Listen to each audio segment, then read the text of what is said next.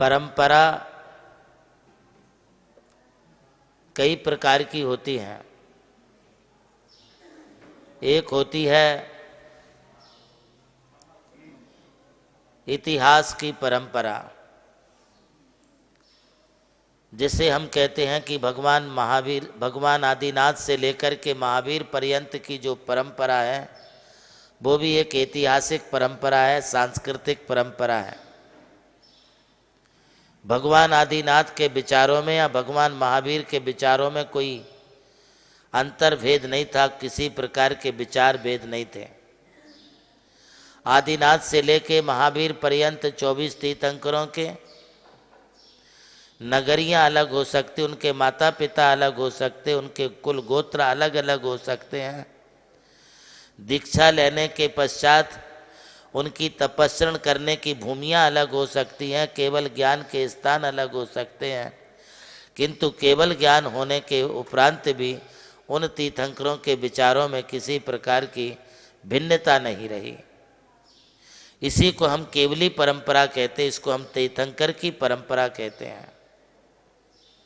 और यह केवल ज्ञानियों की परंपरा, तीर्थंकरों की परंपरा आदिनाथ से महावीर पर्यंत तक ही नहीं, बल्कि जितनी भी पिछली अनंत 24 हो चुकी हैं वे सभी तीर्थंकर और आगे होने वाली जितनी भी भविष्यकालीन 24 होंगी उन सभी तीर्थंकरों की परंपरा एक जैसी चलेगी।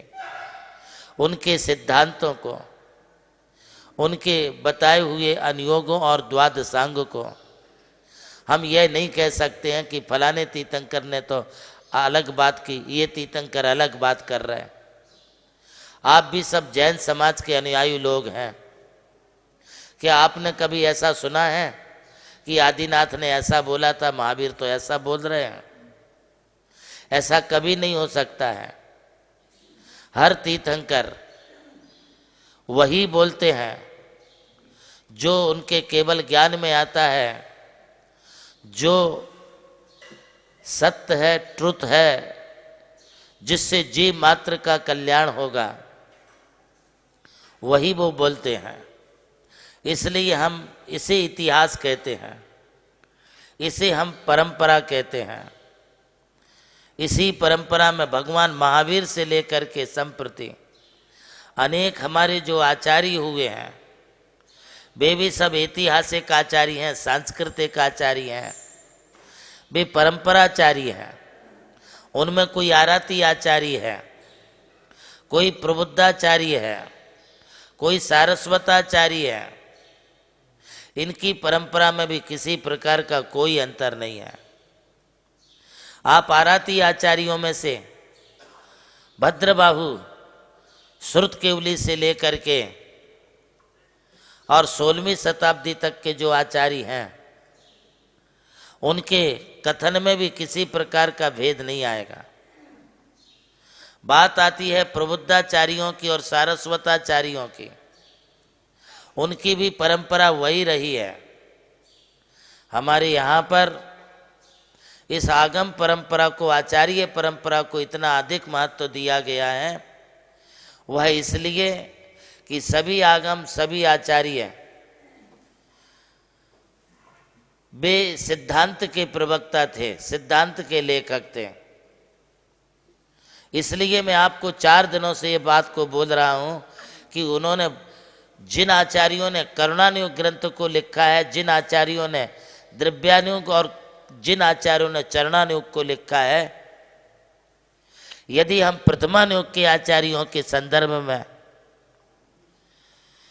गवेषणा करेंगे, मीमांसा करेंगे, तो हमारे जो प्रथमानुग के कर्ता आचार्य हुए हैं उस प्रथमानुग के ग्रंथ में भी यदि करुणानुग का विषय, चरणानुग का विषय या द्रव्यानुग का विषय आया है तो उसमें भी कहीं किसी प्रकार का मतभेद नहीं है।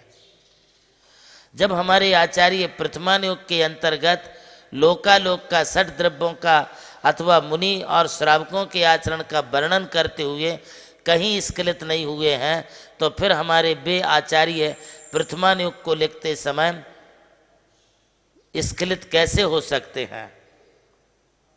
यह कहना कि जिन सेनाचार्य तो ब्राह्मण ब्राह्मण थे। अरे गौतम स्वामी भी तो ब्राह्मण थे। क्या ब्राह्मण लोग जैन धर्म का पालन नहीं करते थे?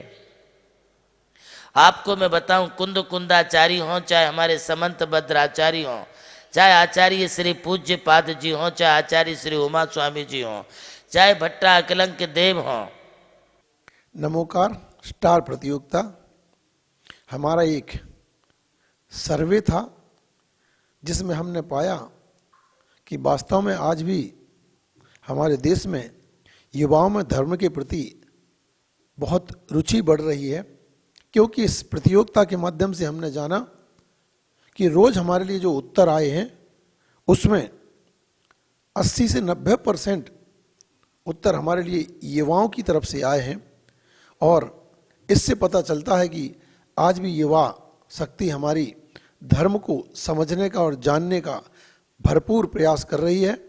और आपने ये जो रुचि दिखाई है, ऐसे ही आगे भी आपके लिए इसी प्रकार से हम नमोकार स्टार प्रतियोगिता के माध्यम से धर्म की बहुत सारी जानकारी उपलब्ध कराते रहेंगे और आप इसी प्रकार आगे भी भाग लेकर के इस प्रकार से अपने ज्ञान को वृद्धिंकित करते रहें। यही हम लोगों का जो उद्देश्य है कि जन जन तक, घर घर तक धर्म की भावनाएं पहुंचाने का परम पूज्य आचार्य श्री देवनंदी महाराज जी ने जो भरसक प्रयास किया है, ये जो उपक्रम किया है, ये आपके ज्ञान की वृद्धि हमेशा करता रहे।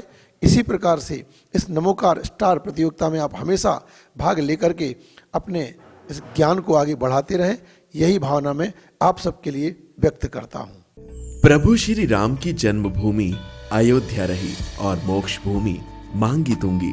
इसी यात्रा में उनके चरणों की रथ से पावन हुई ये भूमि राम टेकड़ी, जहां अनादि निधन महामंत्र नमोकार को समर्पित दिव्य तीर्थ का निर्माण हुआ।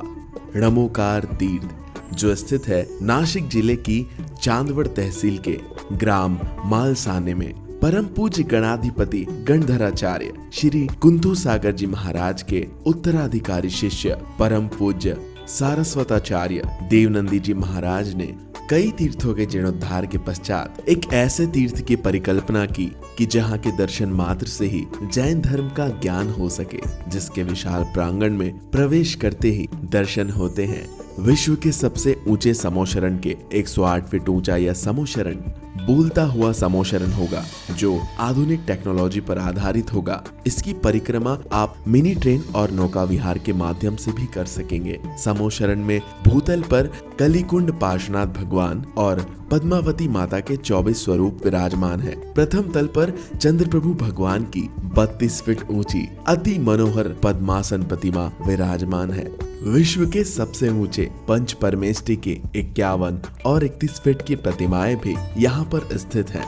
साथ ही जैनागम के महान गुरुओं को समर्पित अति सुंदर गुरु मंदिर है।